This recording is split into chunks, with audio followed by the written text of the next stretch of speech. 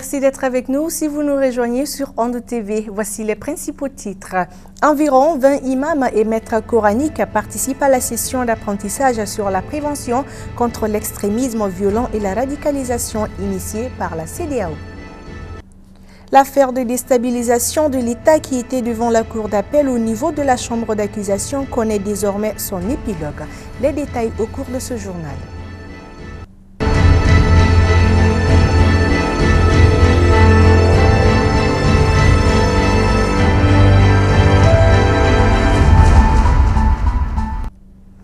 Nous sommes mardi 2 mars 2021. Mesdames et messieurs, soyez les bienvenus dans la grande édition de Onde TV. Je le disais à l'instant, organisée ce mardi par la CEDEAO, environ une vingtaine d'imams et maîtres de médersa participent à la session de formation sur la prévention contre l'extrémisme violent et la radicalisation qui se tiendra du 1er au 20 mars 2021 à la Maison du Hadj de Bamako. Absetou Sissé et Aboubakar Traoré pour le reportage. Ils sont environ 20 imams et maîtres de médersa à prendre part à la formation sur la prévention contre l'extrémisme violent et la radicalisation initiée par la CEDEAO, qui vise à renforcer les capacités de ces leaders issus des associations religieuses, de sensibiliser et d'éduquer les jeunes qui sont les couches sociales vulnérables, exposées au risque de radicalisation sur la nécessité de se détourner de l'extrémisme violent et maintenir la stabilité socio-politique au Mali et de promouvoir la tolérance interreligieuse. Formation vise à doter aux imams et aux maîtres coraniques tous les instruments nécessaires pour mieux appréhender cette question contre l'extrémisme violent, qui est un phénomène qui prend de plus en plus de l'ampleur dans notre région. C'est une série de formations que nous avons déjà organisées. Nous l'avons déjà organisée au Nigeria, nous l'avons organisée au Niger, et nous l'avons organisé également au Burkina.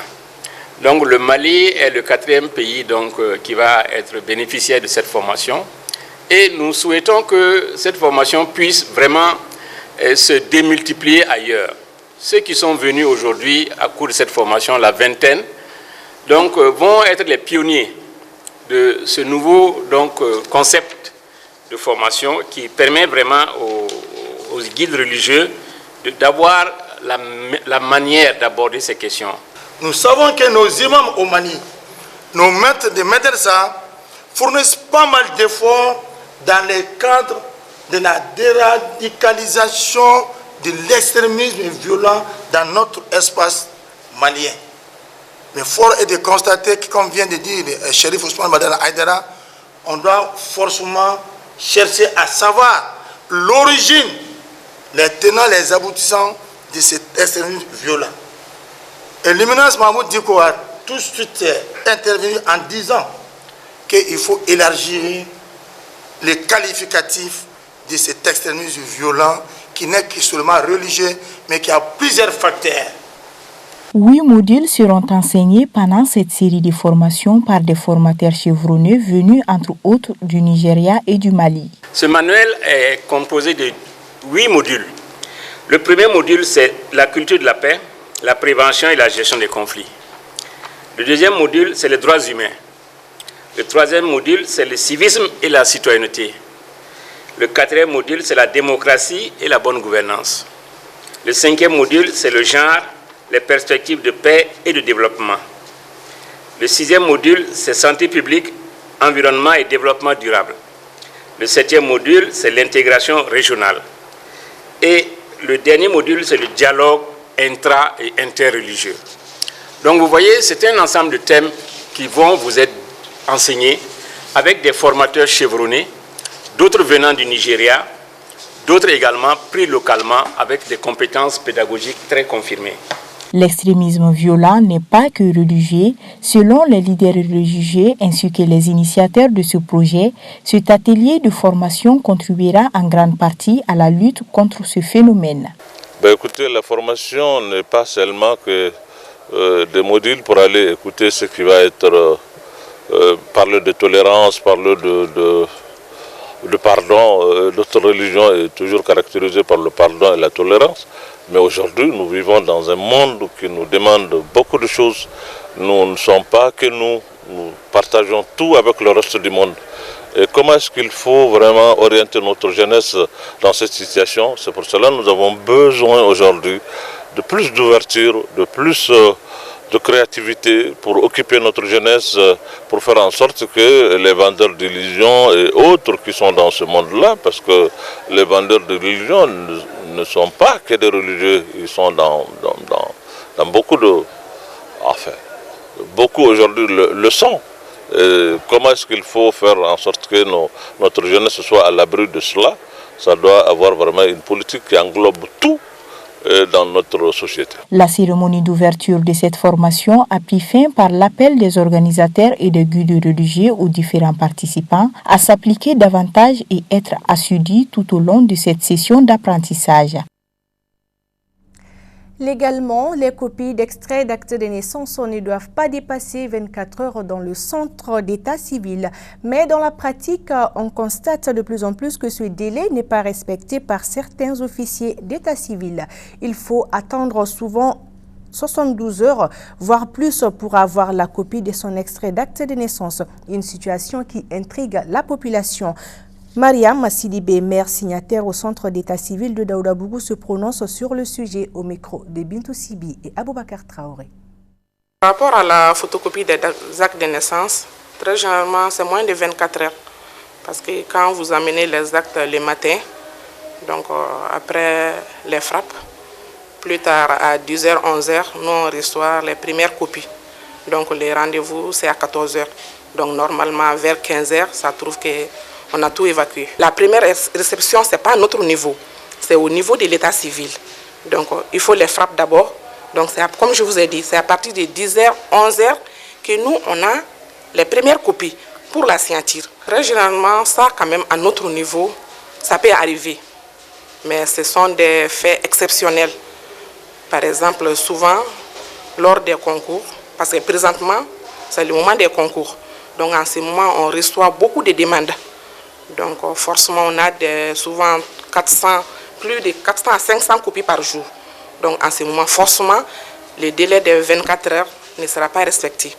Il y a ça souvent aussi, comme ce sont des machines dactylographes, donc souvent les machines peuvent tomber en panne. Donc ce moment aussi, on ne sera pas obligé, le délai de 24 heures là ne sera pas respecté. En réalité aussi, les jeunes attendent toujours les dernières minutes pour venir. Très souvent, si la date limite du dépôt des dossiers est demain, c'est en ce moment qu'ils viennent. Donc, les messages que je peux donner à la population, que ce soit jeune, en réalité, si on a besoin d'un document administratif, il ne faut pas attendre la dernière minute pour venir. Donc, au moins 72 heures avant le dépôt, ou bien si c'est autre besoin, il faudra venir. C'est mieux. Donc, même en cas si les 24 heures là ne sera pas respectées, tu es sûr que quand même tu auras ton document administratif avant le jour J. Et voilà, nous y reviendrons dans nos prochaines éditions en détail. Accusée de déstabilisation du pays, la Chambre d'accusation de la Cour d'appel a annulé la procédure judiciaire contre Dr Boubou Cissé, ancien Premier ministre, Mohamed Youssouf Bathily, activiste et chroniqueur, Robert Vital Diop, directeur général du PMU Mali, et les autres co-accusés, et a ordonné leur mise en liberté. Kassoum Tapo, président du pôle des avocats des accusés, après la décision de la Cour. La Cour d'appel de Bamako vient de vider son délibéré dans le dossier dit de complot contre le gouvernement de la République. La Cour, conformément aux réquisitoires orales du procureur général, a annulé la procédure, annulé le mandat de dépôt du juge d'instruction et ordonné la mise en liberté immédiate de tous les impliqués. L'annulation de la procédure met donc fin à cette affaire et je m'en réjouis. En tant qu'ancien bâtonnier, ancien ministre de la Justice, j'ai toujours eu confiance à la justice du Mali. Bien qu'il y ait eu des dérapages, bien qu'il y ait eu un procureur qui ait dit aucun procureur n'est fou pour classer ce dossier, nous n'avons pas réagi parce que nous avons toujours eu confiance à la justice. Et aujourd'hui, il s'est trouvé un procureur général pour dire qu'aucun procureur ne peut poursuivre dans un dossier pareil. Et les juges l'ont entendu. Avant lui, son prédécesseur à l'autre audience, Alou Nampé, avocat général, avait dit la même chose. Ce que nous n'avons pas cessé de dire dans ce dossier dès le départ, à savoir que c'était un dossier vide et qu'on a voulu instrumentaliser la justice et ça n'a pas marché. Donc c'est la démocratie qui gagne. Ce sont les libertés de nous tous qui étaient en cause qui gagnent. Désormais, nous avons une jurisprudence. Plus personne, je l'espère en tout cas, la justice sera là pour annuler ces genres de procédures. Plus personne ne devrait être interpellé, détenu illégalement par la sécurité d'État, qui n'a aucune mission d'interpellation, encore moins de détention. C'est la justice qui est chargée de ça, c'est le procureur de la République. Et dans cette affaire, l'avocat général l'a dit, il est chargé de veiller à l'application de la loi, chargé d'appliquer la loi et de veiller à sa bonne application. La bonne application de la loi, c'est quoi? Dans ce dossier, il y a un ministre qui était mis en cause pour complot contre la sûreté de l'État. En principe, donc, lui et ses complices relèvent la juridiction de la haute cour. Le procureur de la République de la commune 3 était incompétent, ça a été dit très clairement. Le juge d'instruction qui a instruit l'affaire et mis sous mandat ces jeunes-là était incompétent pour le faire. Et en raison de cela, la Cour a annulé purement et simplement la procédure. Et aujourd'hui, c'est la justice qui fait. Ils vont rentrer immédiatement à la maison. La procédure est annulée. Est-ce que c'est pas 2 mois de prison pour rien pour vos clients? Mais ça arrive malheureusement. Ça arrive malheureusement. Nous avons eu dans ce dossier à faire. À présent, la page internationale avec Aminata Koumari.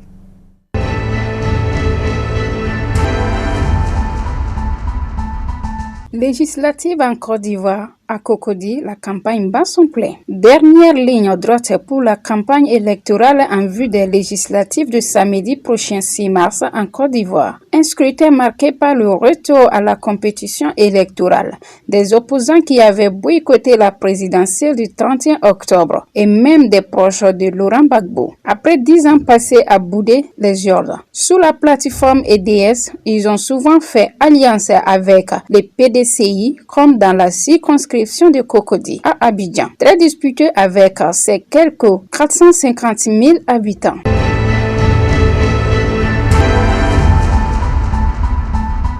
L'opposant Hama Amadou transféré à la prison de Filengue. L'opposant du moderne Falumana Africa, Hama Amadou a été conduit lundi soir après un peu plus de 72 heures de garde à vue à la prison de Filengue. Il s'était lui-même rendu à la police judiciaire de Niamey vendredi dernier. Il est soupçonné d'être derrière les troubles survenus mardi dernier, au moment de la proclamation des résultats provisoires du second tour de la présidentielle, contesté par l'opposition.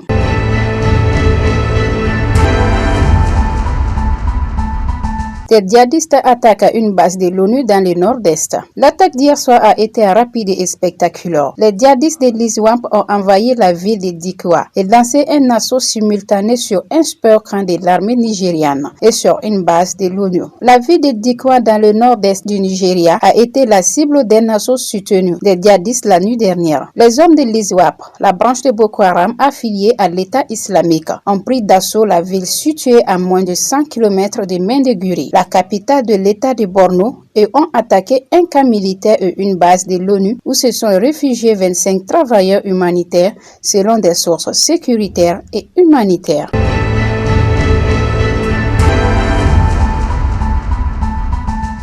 Et maintenant, la page sport pour boucler cette édition. Deuxième journée du championnat national Ligue 1.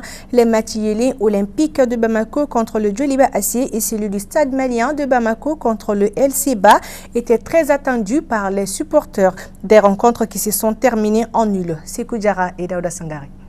Cette deuxième journée du championnat national Ligue 1 était très attendue et prometteuse, car le Yélé olympique, avec ses jeunes ambitieux et talentueux, faisait face au Djoliba AC qui est en reconstruction avec son nouveau coach gabonais. On fait un match nul d'un but partout. Ibela, coach des Rouges de Bamako, est satisfait de son équipe malgré ses résultats. Oui, ça c'est le championnat. C'est ça un championnat de football. Vous gagnez un jour, vous faites un match nul un autre. Moi je ne parle pas de défaite. Donc comme je n'ai pas perdu, je n'ai pas gagné aujourd'hui. Moi je ne suis pas embêté. Ça fait 50 jours que j'ai le club. On y travaille. Aujourd'hui début, c'était pas très satisfaisant vu qu'on n'a pas été réaliste. Après, le reste, c'est le début du championnat. Hein. On continue à travailler. Il n'y a rien, il n'y a pas à périr à la demeure. Bon, vu que je venais de dire que nous travaillons, donc pour l'instant, ce sont des déchets, ce sont des choses à recadrer, ce sont des choses à continuer à travailler. Nous sommes à la deuxième journée, jusqu'à ce que l'équipe, la mayonnaise prenne. On va pas refaire des choses, on va régler, on va continuer à travailler. Le reste du championnat, on va participer et faire comme ce que vous avez vu la semaine dernière et peut-être la moitié que vous avez vu aujourd'hui. Je n'ai pas perdu, donc je suis satisfait de mon équipe. Quant au match du Stade Malien de Bamako contre l'Afia Club de Bamako, c'est terminé par le même score que celui du Yélé Olympique et Djoliba AC, un but partout. L'entraîneur du Stade Malien de Bamako explique les raisons de sa non-victoire. Encore mitigé, on voulait gagner ce soir, malheureusement on a fait un match nul. On a raté notre premier mi-temps, ça nous a coûté tout le match. Après, les joueurs se sont fait peur. Quand vous êtes mené, il y a le manque de confiance qui arrive avec. Et puis, mais en deuxième mi-temps, on s'est réorganisé, on a repris le contrôle du jeu et puis on a égalisé. Je pense qu'on pouvait encore tuer le match, mais l'inefficacité est venue aussi, c'est invité dans le débat. Je pense que ce qui était important, c'était de ne pas perdre. On n'a pas perdu, mais on va travailler pour gagner prochainement. Ouais, c'est un adversaire comme tous les autres. Seulement, ça a un parfum de derby. Je pense qu'on va le jouer. On va le jouer et on va le jouer pour gagner. Il faut reconnaître aussi qu'on ne veut pas jouer, on ne veut pas trop pleurer parce qu'on a beaucoup de blessés. Yakou dans l'axe avait mal à la cuisse. Vous avez vu ce que ça nous a coûté dans l'axe un peu. On a eu du mal à rentrer dans le match. Après, on a nos ténors du milieu, Kanouté et Ali DC. Ali DC, il souffre d'une fissure de fracture. Donc on l'a mis au repos pour 3 à 4 semaines. Et puis Kanouté fait un accès palus. Vous savez que cet accès palus-là est dû au fait qu'il a été beaucoup sollicité, que ce soit au Chan. Après, il fallait répondre au rendez-vous de l'Algérie, tout et tout. Donc il fait un palus. Et ça fait que on n'avait pas ces repères-là, ni dans l'axe, ni dans le milieu. Les jeunes qu'on a mis ont eu du mal à rentrer dans le match. Mais après, ils se sont retrouvés et on a fait une bonne deuxième mi-temps. On méritait de marquer ce deuxième but-là, mais on s'est fourvoyé par faute d'inefficacité. On continue de combler ces vides-là en mettant du sang neuf, ces jeunes-là, qu'on va booster les prochaines journées pour continuer à les lancer. A noter que tous les matchs de la deuxième journée ont été joués, sauf celui de Sony ACD Gao contre le COB pour défaut de vol aérien pour les Olympiens qui devraient se déplacer à la cité des Askia. Fin de ce journal, merci de votre constante fidélité. Excellente suite de programmes en compagnie des programmes de Onde TV. Bonsoir.